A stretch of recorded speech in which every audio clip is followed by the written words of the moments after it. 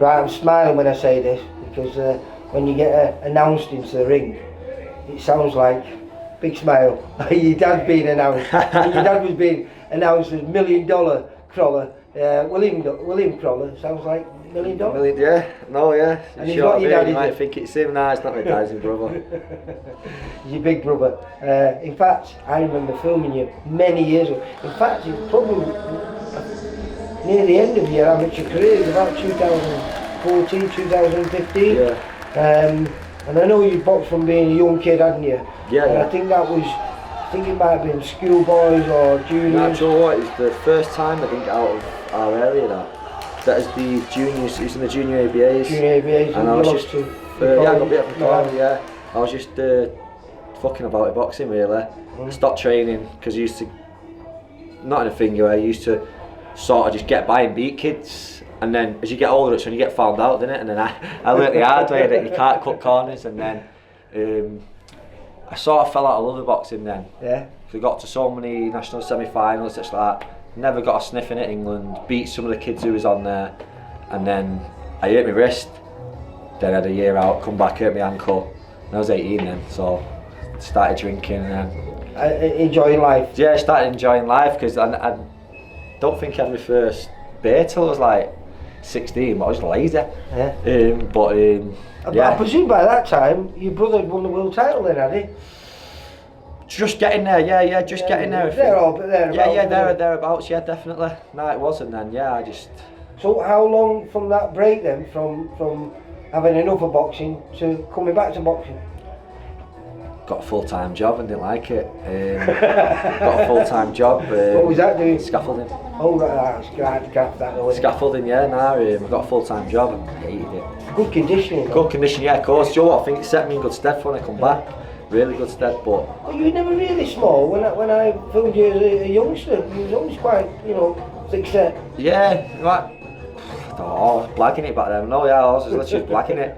One training hard, because that's when I remember Anthony saying to me, like, not in a thingy way to anyone, I'm getting beat off kids who I shouldn't be getting beat off, do you know what I mean? Like, kids who I should be beating very easily. And yeah, I just fell out of love with it, and then got the... come back, had a taste of real life, hated that, freezing days on site, couldn't stand that. And I started coming back, started getting in the gym at the night. I come back, I was a 15.5 stone, I think. Because I didn't recognise you. When I came here, and I bumped into you, and you were always training here, and I thought, oh, is he just a mate or something like that? And the next time I'm watching you on TV, and you're at the AO Arena where your kid made his debut. Where he won his world title. And now you're returning back there on April the 13th. Yeah, 2 weeks tomorrow I'm back there in my 5th fight. No, yeah, it's a long way back. It's a long journey back. Do you feel like that's well behind you now, and you feel like a solid pro, because your record is quite phenomenal? I mean, 4 fights, 4 wins, 3 stoppages. Yeah, 3 stoppages on the bounce, but I feel very good again. I feel sharp again. Yeah.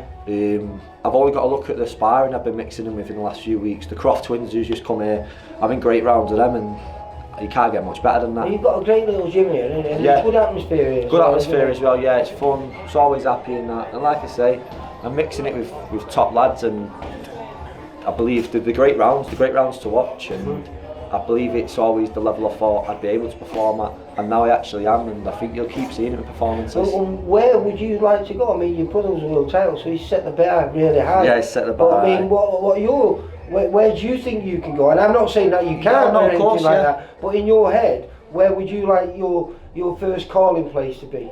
I'd love to win a British title. I win a British title. That's is a must before you retire. Before I retire, I want to win a British title. My dad's favourite belt. Love to win it outright. But obviously, it's everyone's dream to win a world title. Your dad used to box as well, didn't he? Yeah, my dad used to box. I think he boxed for the Central area actually. I think my dad was just welterweight. I'm super welterweight, but everyone goes on, world title this, world title that.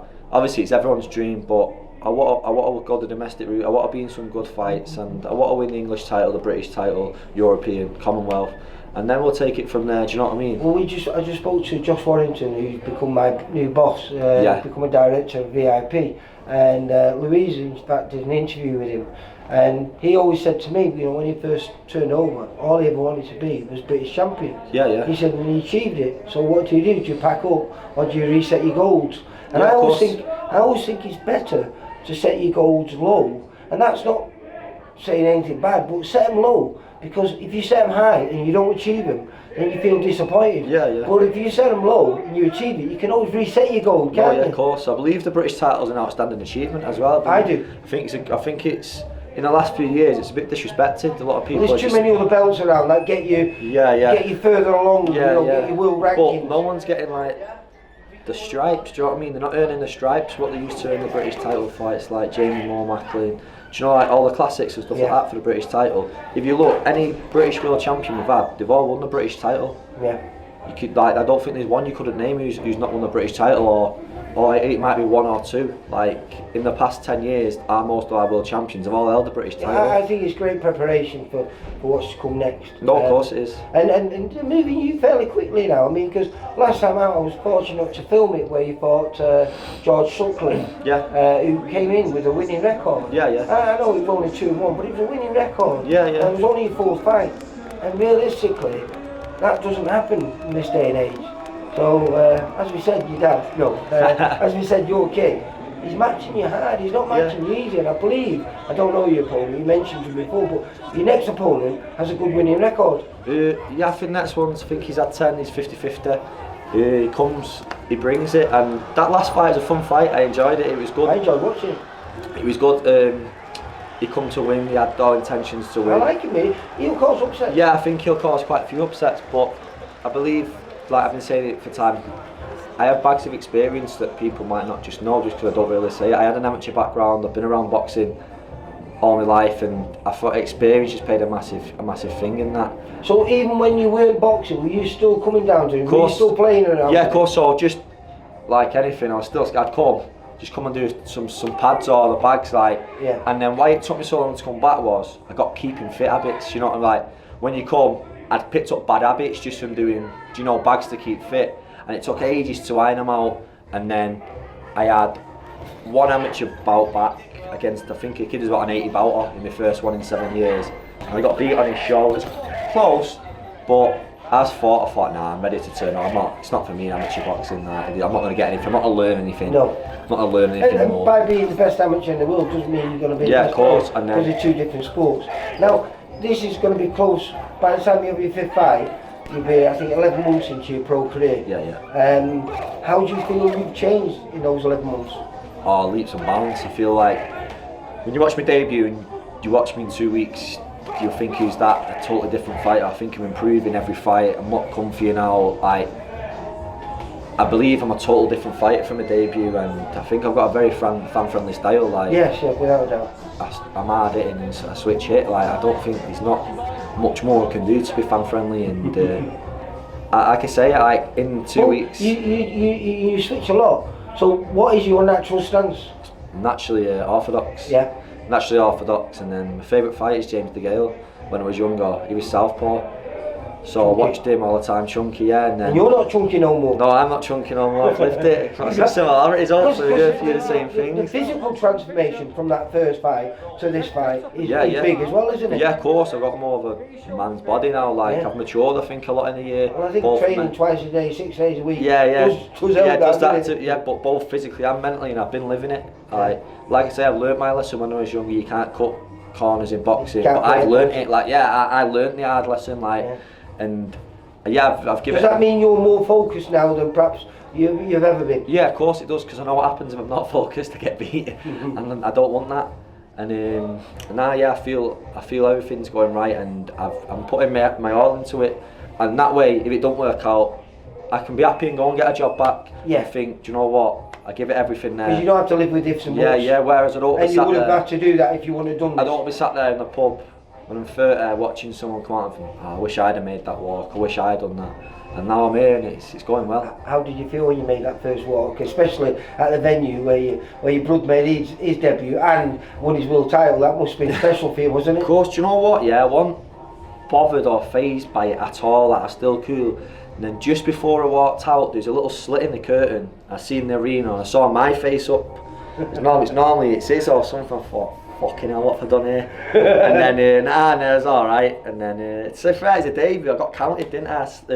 Slipped and got given a count at my debut. I remember that. Against Joe Hardy, wasn't it? Yeah, against Joe, yeah, nice lad, I still speak Joe to him. just fought on our show last week. Yeah. It's a bit of a debut from up and down roller coaster, but nah, it was good then. Since then, the improvement's just been second to none. Do you feel that, because I know you as an experienced amateur, but as we said before, the pros and the amateurs are two different sports. Now you've got that first one out of the way, everything I presume what your brother says to you, and Ian Harrison who's down there, I mean that's a great addition for you. Of course. Dinosaur boxing, isn't it? He is.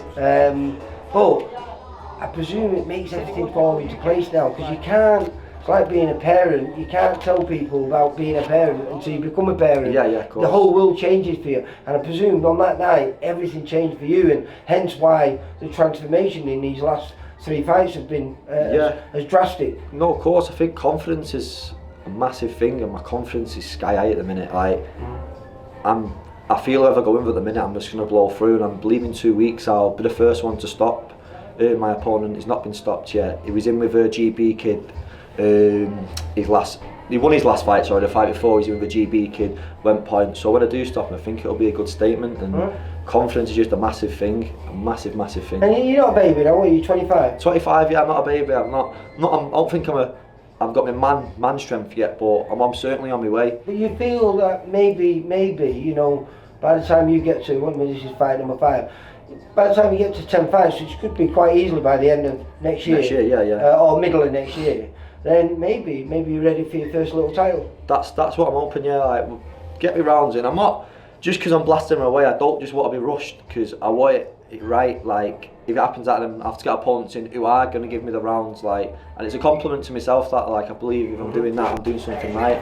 But I don't want to just rush it, just because I don't want to get carried away, just because I've knocked a few out, and then I don't want to rush anything. I want to do it right. Anthony, take our time. It's nice step ups every fight, which you're doing. No one's going to guide you better than you. No one's going to guide me better than that. No, so keep going how it's going. But like you said, yeah, this time next year, I'd love to challenge for my first title. Good luck for the 13th. I think we might even be down there because Zelda Barrett's one of our fighters, Jordan Gill, which I think is going to be a great fight. I think it's a good show because your little stalemates on there going for the first world title. Yeah, Rihanna. She needs to slow down. She's collecting everything, hasn't she, before we've even got anything. But no, she's smashing it, and she'll become world champion that night, and I think that's a massive achievement. That'll be your kid's first world champion, as opposed, wouldn't it? First Commonwealth champion, first European, first world. Yeah, she's took it all. She's done the hat-trick, yeah. But I see the graft she puts in. No one would deserve it more. She puts graft in like I've not seen, and she'll become world champion that night. It'll be a good night for the gym. Right, well, listen, good luck to you. Hopefully, if we are down there, I might be talking to you. I might be saying 5-0. Yeah, 5-0, 4 knockouts. That's what it'll be. See you later, William. Thank you. For all boxing info, news, and latest interviews, amateur and pro across the north, click and subscribe. VIP Boxing Promotions. Also, Twitter, Instagram, and Facebook.